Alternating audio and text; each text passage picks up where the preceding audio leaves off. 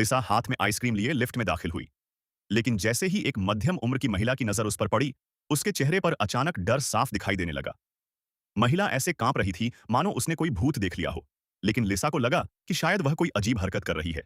इसीलिए उसने ज्यादा ध्यान नहीं दिया और आराम से अपनी आइसक्रीम खाने लगी। उसे बिल्कुल अंदाजा नहीं था कि अगले ही पल कुछ भयानक होने वाला है। महिला अचानक डर के मारे लिफ्ट का दरवाजा जबरदस्ती खोलने लगी। दरवाजा खुलते ही वह भागती हुई बाहर निकल गई। लीसा पूरी तरह हैरान रह गई। उसे समझ नहीं आ रहा था कि आखिर वह महिला उससे इतनी डरी हुई क्यों थी। लेकिन घर पहुंचने के बाद उसने उससे भी डरावनी चीज देखी। उसकी मां ने आवाज लगाई, लिसा, तुम आ गई? लिसा ने जवाब दिया, हाँ मां। उसकी मां नाराज होकर बोली, मैं कब से इंतजार कर रही हूं, सोया सॉस लाई या नहीं? लिसा ने कहा कि सुपरमार्केट में सोया सॉस खत्म हो गया था। लेकिन तभी उसकी मां अचानक उसकी तरफ बढ़ने लगी और फिर रुक गई। उसने अजीब तरीके से पूछा, लिसा, तुम हो कहां? लिसा हैरान रह गई। वह तो ठीक अपनी मां के सामने खड़ी थी, लेकिन अगले ही पल उसकी मां उल्टी दिशा में उसे ढूंढने लगी। अब लिसा के चेहरे का रंग उड़ चुका था।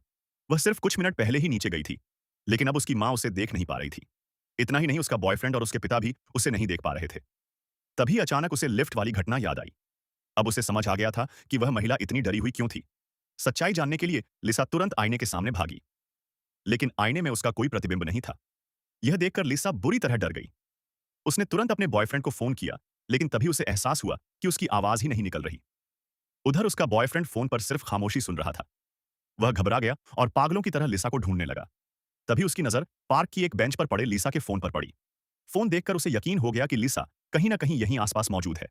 और फिर उसने हर जगह उसे तलाशना शुरू कर दिया।